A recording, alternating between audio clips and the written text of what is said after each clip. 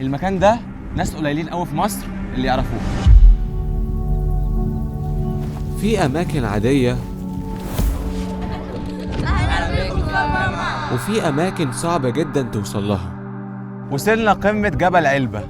للحظة Elba National Park. هتحس إنك مش في مصر. سبحان الله، شوف المنظر. مكان عجيب جدا موجود في حلايب وشلاتين. هذا خلق الله فأروني ماذا خلق الذين من دونه. زرنا مدن مختلفة تماما عن باقي مدن مصر. المدينة كلها جبال زي كده.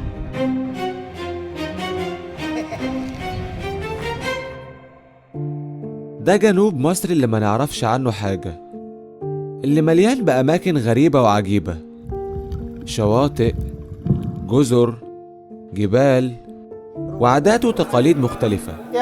مكان فيه تنوع كبير وآثار بقالها آلاف السنين. تخيلوا معبد جوه جبل بيعيش فيه قبائل العبابدة والبشرية. كقبائل بشرية بتتكلم لغة عادية. واحدة من أصعب الرحلات في مصر، رحلة جبل علبة.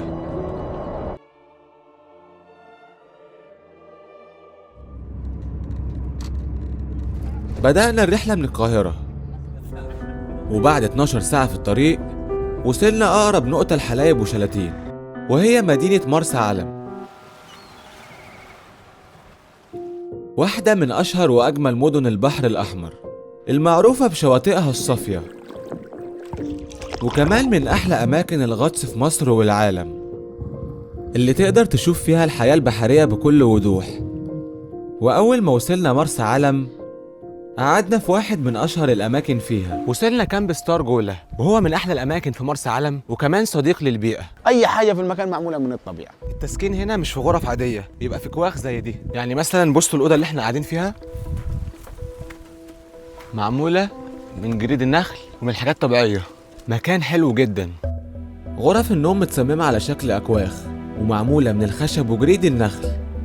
حتى ديكورات الكامب كلها من الطبيعة، ودي مش صدفة. فنادق عندك في كل مكان. انا بحس ان في ناس كتير حابه ان هي ترجع للبساطه والايام زمان، بتريح الروح شويه. طب ما هو لو جه هنا ولقي غرفه زي اللي عنده في البيت، زي الفندق اللي جنب البيت، ايه التغيير اللي احنا عملناه؟ لكن احنا تخييم لازم يبقى فيه شويه بدائيات. يعني انت شفت الاكواخ معموله ازاي؟ كلها من جريد النخل والخشب. حلاوة الكامب بقى هنا إن منك للبحر على طول. والشاطئ ده مشهور بإنك ممكن تشوف فيه سلاحف بحرية. هنا مميز المكان بالسلاحف، يعني انت تنزل هتشوف سلاحف، ده امر طبيعي جدا. فعشان كده قررنا نجرب نغطس هنا. دلوقتي بقى لبسنا اللايف جاكيت وهننزل نعمل سنوركلينج في المية. والبحر الأحمر أصلا معروف إن هو واحد من أحلى الأماكن اللي ممكن تعمل فيه سنوركلينج. مرسى علم مشهورة إنها واحدة من أحلى وأغنى الأماكن بالشعب المرجانية في العالم، والتجربة دي سهلة جدا لأي حد حتى لو مش بتعرف تعوم. والبحر الأحمر مليان كنوز كتير تحت المية. شفنا شعاب مرجانية وسمك أشكال وألوان، عالم تاني خالص موجود تحت المية. واحدة من أحلى المغامرات في مصر، ولازم تجربوها. وبعدها هنجرب أشهر مشروب في جنوب مصر، وهو الجبنة، والنهاردة هنعرف بيعملوها ازاي في مرسى علم. الحكاية دي بدأت أول حاجة في السودان، فانتقلت بعد كده واحدة واحدة في أسوان. أول حاجة ما وصلت والشلاتين لغاية ما وصلت لبلادنا. آخرها يعتبر يعني أسوان، الأقصر، قنا ومرسى علم اللي هو جنوب مصر. الخط الجديد اسمها المحماص. بعد كده بنبدا بيه هنا على النار واحده واحده. كل ما يكون نار أهدى بيبقى الطعم بتاعها أتقل. دلوقتي هحط الجنزبيل. اتفضل. ندخلها جوه الفخار. وبعدها بيطحن البن. بعد كده احط لها الميه، بعد كده على النار بس، يعني من 10 دقائق لربع ساعه كتير خالص. كده بص طلعت بخار كده استوت هي. الفلتر ده ليه في نخل زي فلتر كده عشان ما يطلعش رواسب القهوه الفنجان. التجربه كلها عباره عن طعمها طبعا احنا مش معتادين عليه خالص. دلوقتي بقى هندوق الجبنة بعد ما خلصت. في دور تاني. طعمها قوي جدا.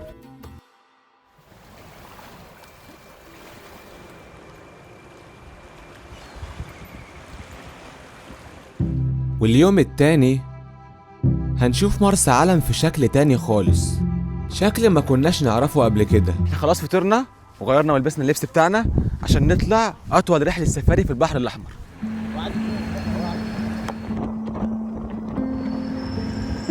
خدنا العربية الدفع الرباعي وانطلقنا عشان نشوف واحد من الأماكن الغريبة في مرسى علم، مكان مختلف تماما وهو محمية وادي الجمال. أهلا بكم في محمية وادي الجمال. وصلنا وادي الجمال، بصوا الجمال هناك اهي.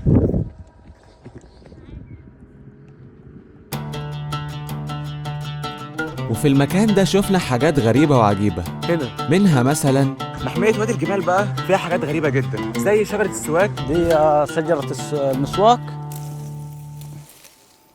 بيستخدموها العباب ده هنا بدل فرشة السنان القدام عاد مش دلوقتي. انا بجربه اهو، هو ظريف يعني بس مختلف عن اي سواك الواحد جربه قبل كده.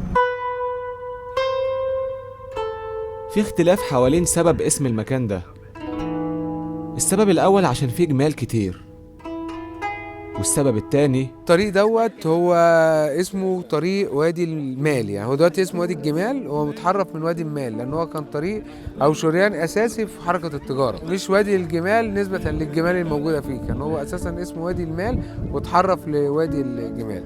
وطول الطريق شفنا حاجات أول مرة أشوفها. حمدل ده بينفع للركب بينفع لحاجات كتيرة. فعلا في وجع، يعني الوجع يروح؟ ايوه الدهن جوه دهان يعني. ايوه. وتعمقنا أكتر في وادي الجمال لحد ما وصلنا مكان مش هتصدقوا إنه موجود في وسط الصحراء، معبد جوه جبل. تخيلوا معبد جوه جبل.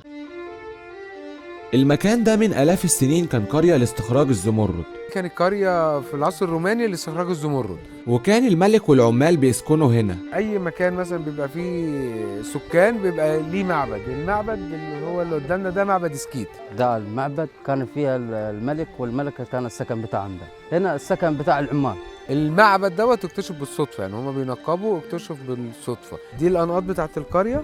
القريه ما زي ما هي كانت مشهوره باستخراج الزمرد، هي فجاه اختفت. يعني الكلام اللي احنا بنتكلم فيه ده من الاف السنين. يعني بنشوف حاجات طبيعية في الجبل هنا، تشرب شاي طبيعي. ومشينا أكتر في المحمية عشان نلاقي مكان نستريح فيه ونشرب الشاي. حتى طريقة عمل الشاي هنا مش عادية، بيستخدموا الطبيعة في عمل الشاي. بنجيب حطب النار من الشجرة نفسها، فبنولع النار به عشان نعمل عليه شاي، بس عاد الله صاحبنا بيجيبه من فوق. كل حاجة يعني بنستعملها بالحطب ده. ده بص شاي العرب وحلف البر، بس بنصبه في كباب كده بيكون طعمه حلو يعني، بالذات لما يكون على الجمر كده. ندوق بقى الشاي ده. والله طعمه حلو جدا، مختلف يعني. الشاي ده يعني اغرب واطعم شاي انا شربته. قال لك اخبار والله تمام رايق روقه. ومن وادي الجمال هنروح على واحد من أحلى الأماكن في مصر. نازلين من وادي الجمال ورايحين حنكرام، حاجة جميلة يعني، مساوية الأرض المية وكلها رملة ما فيهاش حجار وشعب. شاطئ راس حنكراب. الشاطئ ده واحد من احلى الشواطئ في العالم، وكمان موجود في مصر.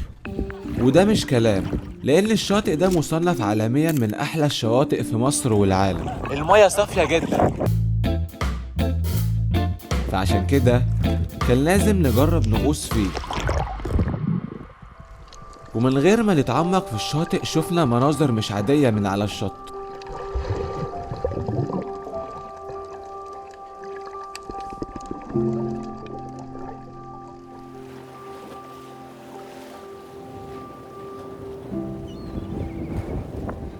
وختمنا اليوم في الكامب بفاكهة أول مرة أشوفها. حتى الجوافة هنا مختلفة، الجوافة لونها أحمر. والله طعمها أحلى من الجوافة العادية. واليوم اللي بعده في مكان مميز هنزوره في مرسى علم. احنا خلاص فطرنا وهنسيب الكامب، بعدها هنطلع على واحد من أجمل الشواطئ في مرسى علم، وبعدها بقى نبدأ رحلتنا لشلاتين وجبل علبة. وبعدها اتحركنا على مكان عجيب جدا، مكان اسمه القلعان، محميه القلعان، موطن أشجار المنجروف. احنا دلوقتي في منطقة القلعان، وده من أجمل الشواطئ في مرسى علم، ومشهور جدا بشجر المنجروف. المية صافية جدا. وصلنا عند شجرة المنجروف.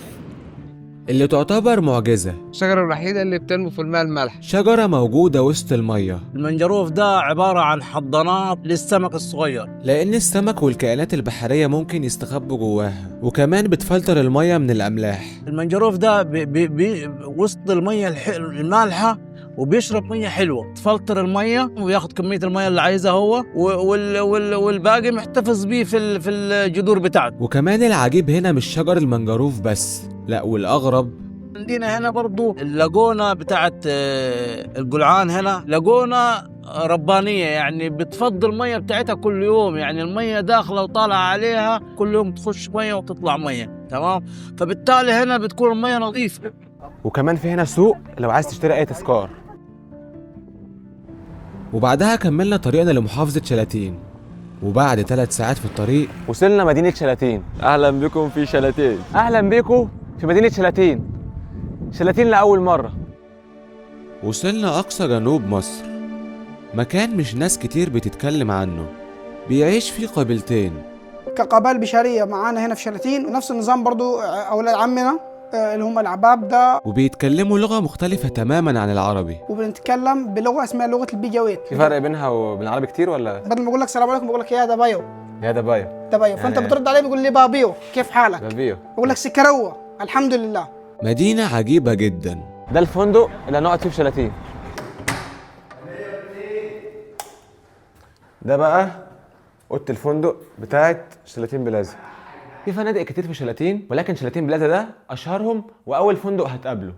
وبعد ما تسكننا في الفندق قررنا ناخد جولة في سوق شلاتين. نزلنا بقى ناخد لفة في سوق شلاتين عشان نتعرف اكتر على اهل المدينة. بالنسبة للثقافات والعادات والتقاليد بتاعتنا مختلفة جدا جدا في كل حاجة. بصوا جمال ماشية في الشارع كده عادي، وفي الحقيقة هم ناس طيبين جدا. فوق من القاهرة يا باشا، ما تاخدنا معاك على الشارع كده اعمل اي واجب.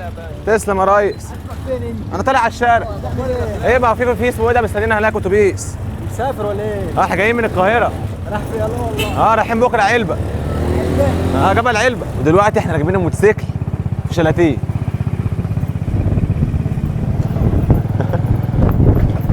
دلوقتي واحد صاحبي دخل يحلق في محل في شلاتين، جينا بقى عشان نشوف الحلاقه في شلاتين عامله ازاي. انت من شلاتين اصلا؟ بقالك كام سنه شغال هنا اصلا؟ 10 سنين. ايه رايك في شلاتين؟ جواها حلو والله، يا بنعيش حسب لقمه العيش ما بترسى يعني. ومشهورين جدا في شلاتين بالعطارة. هنا برضو احنا بنتخصص وبنتميز جدا جدا مجال او تخصص العطارة. دلوقتي احنا موجودين في عطارة الشيخ ومعانا الريس احمد. ايه الاخبار يا باشا؟ يا مرحبا بيك، كله نورتونا تمام؟ في شلاتين. ايه اشهر منتجات عندكم هنا في شلاتين في العطارة؟ عندنا حاجه مشروب اسمه الحلف بر، ده نظام عشب بيطلع في الجبل، كل قطره ميه بتنزل من السماء بتطلع العشبه، فسبحان الله ملهوش غله، ده بيطلع لوحده، فده ممتاز جدا. ومعانا طبعا هنا مشروب اساسي جدا احنا في شلاتين هنا متوارثينه عن الاجداد، هو مشروب اللي هو الجبنه، اللي هو اللي هو بيبقى البن الاخضر الاوغندي، وبنحوج معاه حاجه اسمها جنزبيل، بديك نكهه حلوه خالص وبتديك يقظه ونشاط وحيويه جميله جدا في اليوم. تعرف حاجه عن جبل علبه؟ لا. احنا صحينا الساعة 5 الفجر عشان نبدأ المغامرة. عادي تبقى ماشي كده وتلاقي المعيز بتعدي الطريق. وبعدها انطلقنا على قرية أبو رماد. أهلا بكم في أبو رماد. بيعيش فيها 4000 شخص بس. وصلنا مكان اسمه أبو رماد، وبيعتمدوا بشكل أساسي على الرعي وتربية الأغنام. الناس هنا مختلفة تماما، منعزلين عن العالم والسوشيال ميديا، فعشان كده لسه محافظين على طبيعتهم وبساطتهم. حبيبي اسمك ايه؟ زياد. وانت اسمك ايه؟ يوسف. عاملين ايه؟ كويسين. كله تمام؟ تمام. هو دلوقتي راكبين موتوسيكل في أبو رماد. نور الأخ أبو رماد. يا باشا النور ده كله نورك. يوم ما خطيت على هذه الأرض اللي ورثوها. يا باشا الدنيا منوره بيكم انتوا ناس زي العسل والله. لسه معاكم إن شاء الله جبل علبة كده هتشوفوه هتنبهروا بيه إن شاء الله. وأبو رماد هي آخر نقطة نقدر نوصل لها بالعربيات العادية، ودي آخر نقطة نعرف نمشي بيها بالعربية العادية، بعد كده لازم ناخد عربية نص نقل. دلوقتي احنا في العربية نص نقل ورايحين على جبل علبة. وبدأنا الرحلة لمحمية جبل علبة، تاني أكبر محمية طبيعية في مصر. وطول الطريق شفنا مناظر خيالية، الجبال وسط السحاب، احنا دلوقتي وصلنا لاخر مكان نعرف نوصله بالعربيه، وهنكمل الطريق ماشي على رجلينا. اهلا بكم في جبل علبه.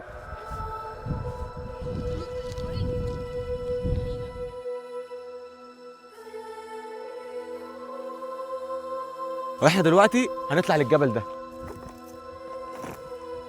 دي اول مره اطلع جبل، فهم دلوقتي هيقولوا لنا تعليمات طلوع الجبل. في طريقين، في طريق بنطلع كده على طول، وفي طريق بناخد عند الغرود الرمليه اطول شويه ونطلع اسهل شويه، بس هياخد وقت اطول. احنا هناخد الطريق ده الاطول الى اسهل. انا هطلع قدام، اللي هيتوه او اللي هيأخر او اللي هيتعب الطريق ما فيهوش ولا شمال ولا يمين، بيرجع كده تاني لان احنا متحوطين بين جبلين اهو. العربيات هتفضل مكانها هنا، كل يخف وزنه شنطه على قد ما يقدر، كل يبقى معاه ازازه ميه. وبعدها عملنا شوية تمارين. دي شويه تمارين ايه بقى قبل ما نطلع الجبل، وبدأنا رحلتنا في صعود الجبل. احنا هنا على ارتفاع تقريبا 200-250 على مستوى سطح البحر. هنوصل لفين؟ القمه نفسها على 900.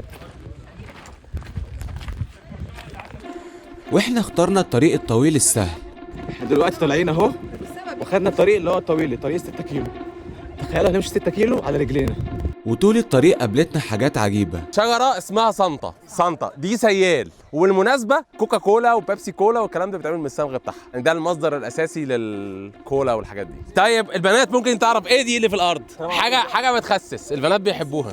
عارفين سلاميكا اللي بيتعمل منها السلاميكا ملين، هي رهيبه على فكره. الماعز والجمال ما رضوش شكلوها، عارفينها بتروح على طول تدخلهم الحمام. بصوا بقى الشجر ده بيلزق في الهدوم وفي اي حاجه. والمكان غني بحاجات كتير، شجر، جبال، حيوانات، كل حاجه. وكمان بيعيش هنا حيوانات كتير. خلينا نقول الزواحف بانواعها، عقارب، تعابين، دي ممكن، بس احنا طبعا في الشتاء فهيبقى شتوي. حيوانات، الماعز الجبلي، ممكن غزال في الاوديه اللي ورا كده. شفنا جمال، بصوا دي راس جمل، وعقارب، والاول مره اشوف عنكبوت بالحجم ده. والسنه اللي فاتت اخر حيوان مفترس مرصود السنه اللي فاتت زي دلوقتي الضبع. اكتشفوا وجود ضبع هنا في محميه جبل علبه، ولكن السكان قتلوه لانه كان بيتغذى على الغنم بتاعهم. مشينا شويه بعد كده قعدنا عشان ناخد ريست. والعصايه دي انا كنت فاكر انها عصايه عاديه، ولكن طلعت مهمه جدا في تسلق الجبل. دي ستيك طلوع الجبال او الهايكنج بصفه عامه، يعني بتساعد، يعني بدل ما تحمل على ركبك بس او رجليك بس، بتحمل برضو على ايدك عشان توزع الحمل على الجسم. وهنا عشان تستكشف الارض، يعني لو في حاجه رخوه او حاجه زي كده يعني تستكشف بيها الارض من تحت. وبعدها كملنا طريقنا لصعود الجبل. وبعد شويه وقت خلاص اهو قربنا من شجره الأنبت.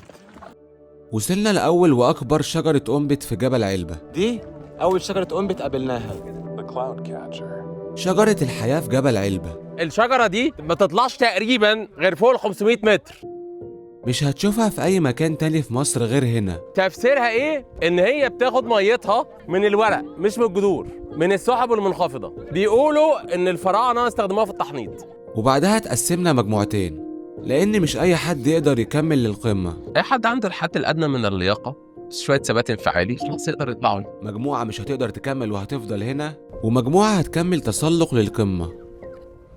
وطبعا اخترنا نكمل تسلق للقمه. من اول بقى هنا الحراره بتبدا تزحلق، وبعد كده التسلق بقى اصعب واخطر بكتير، لان كل ما بتطلع اكتر زاويه الجبل بتميل اكتر. وبعد معاناه 4 ساعات وصلنا قمه جبل علبه. والقمه دي اسمها قمه كاميربا.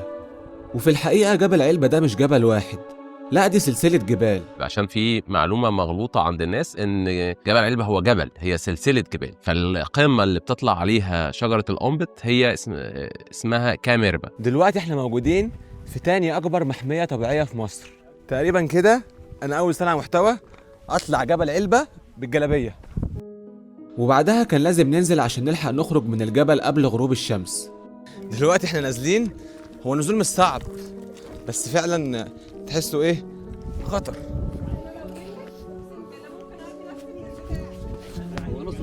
خلاص نزلنا الجبل وراجعين على العربيات، ولكن الليل بدأ يليل علينا واحنا في طريقنا للعربيات. خلاص هو راجعين للعربيات، بس الليل بدأ يليل علينا في الجبل.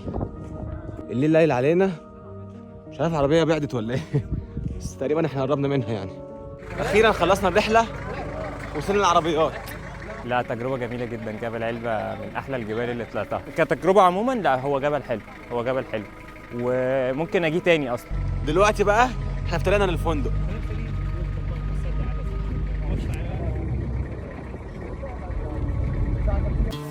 وهنختم الفيديو دلوقتي بقى رايحين ناكل السلات، بالأكلة الأشهر في حلايب وشلاتين. دي بقى الأكلة الرسمية لأهل حلايب وشلاتين، السلات. وهي أكلة غنية ومفيدة جدا. لحمة ما فيها زين، بتتعمل بطريقة عجيبة. برص الحجارة فوق الفحم أولع على السوي على الحجارة. أيوة. ليه بقى الحجارة؟ الحجارة عشان اللحمة يبقى إيه طعم، لحمة يعني مشوي تبقى يعني زي الشواية. بتقولوا عليه شواية انت. واتسمت السلات عشان بتتسوى على أحجار البازلت. ندوق بقى إيه أشهر أكلة في حلايب وشلاتين، السلات. بصوا اللحمة شكلها عامل إزاي؟ ده كده طبق كامل، طبق سلات. والله مش مبالغة لو قلت إن اللحمة دي طعمها حلو قوي، ويمكن تكون من أطعم أنواع اللحم اللي أكلتها، مستوية حلو. عم عثمان ده بقى مش بيشتغل طول اليوم، بيفتح 7 الصبح يقعد كام ساعة ويقفل. من 16 سنة شغال يا راجل. 16 سنة شغال هنا. من 16 سنة. وأنت عندك 16 سنة. وده كده يعتبر فطار. تخيلوا بقى الطبق ده كله ب 120 بس، وبينزل معاه شوربة وسلطة كل حاجة. ندوق بقى إيه الشوربة، طعمها حلو قوي. صراحة أنا شايف إن 120 على أكلة زي دي حلوة قوي قوي قوي قوي. ورمضان كريم وكل سنة وانتم طيبين.